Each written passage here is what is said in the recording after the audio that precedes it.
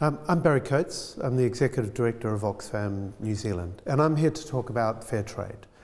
This is at the launch of Fairtrade Fortnight, which occurs in early May each year, and it's a particular time where we try to get the message out to the New Zealand public to support Fairtrade, to be able to buy Fairtrade, and particularly to be able to understand that the impact of the things that you do as a consumer has impacts on vulnerable people in the developing world. So where does the notion of fair trade come from? Well, it comes from the kinds of problems faced by small-scale producers in the world. There are around 1 billion people who don't have enough to eat.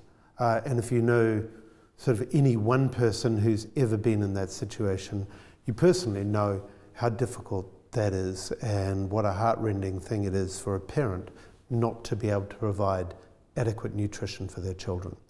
So the tragedy of all of this is that many of those people live in food producing areas. And it's not the fact that they can't produce food, it's that the prices that they are able to get for that food are so low that they can't have an adequate livelihood for it. And that's what fair trade is about. Fair trade is about the small and disadvantaged producers being able to get a decent livelihood from our purchases.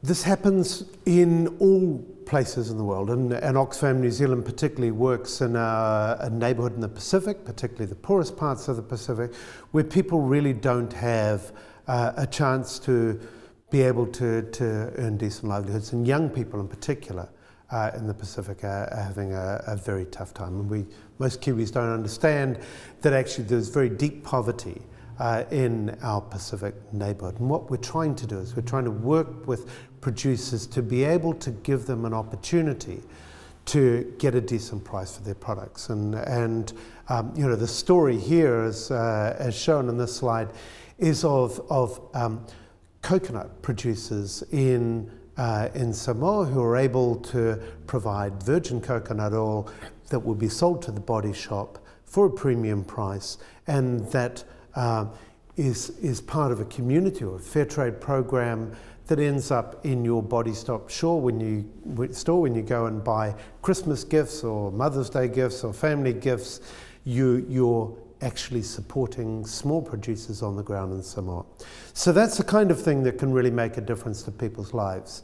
And particularly the context is that these food producers are having a really tough time from extreme weather. Around the world we're seeing unprecedented levels of precipitation, of drought. You know, we know it from New Zealand. The situation in vulnerable developing countries is far, far worse. And the problem is that many of these producers have absolutely nothing to fall back on. The next harvest is their difference between having enough food and going hungry.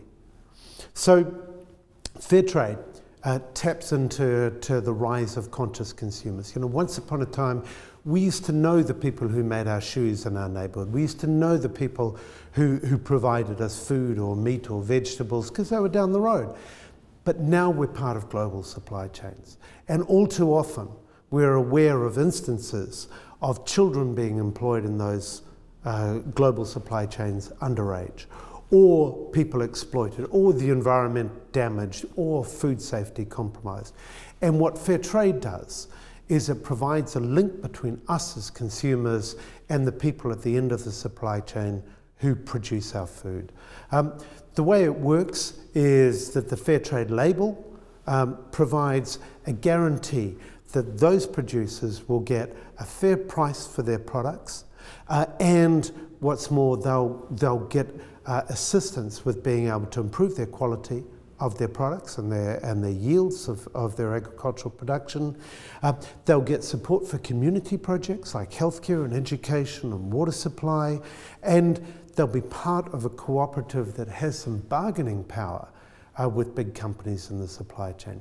And you know, the way it works is that because you're cutting out middlemen and some of the big companies, you can actually get fair trade products in New Zealand supermarkets and health food stores for very similar prices to what you can buy other products for. And you know that as a consumer, the benefits and the fair prices go back to the producers who really need the support. So there's a choice here to be made. Do we support the small and disadvantaged producers by choosing fair trade, or do we close our eyes and just buy a normal brand? And what we're trying to do through Oxfam's biggest coffee break over this two-week period over Fairtrade fortnight is to use social marketing to say, have a coffee break, or in schools a chocolate break. Tell other people that fair trade is out there and you can buy it and it tastes fantastic. And at the end of the day, you feel really good for helping small and disadvantaged producers. So that's the whole thing about Oxfam's biggest coffee break. It's on our website, www.oxfam.org.nz. We've got coffee breaks happening all over New Zealand. There's, we reckon, 600 or 700 coffee breaks happening involving thousands of people, and it's a great way to get the message out. So do choose fair trade. Do educate other people about the issues behind fair trade, because it's via spreading the word that actually we're going to get enough people involved to make this a real critical mass and really be able to make transformative changes that will benefit the world's small and disadvantaged producers. Thank you.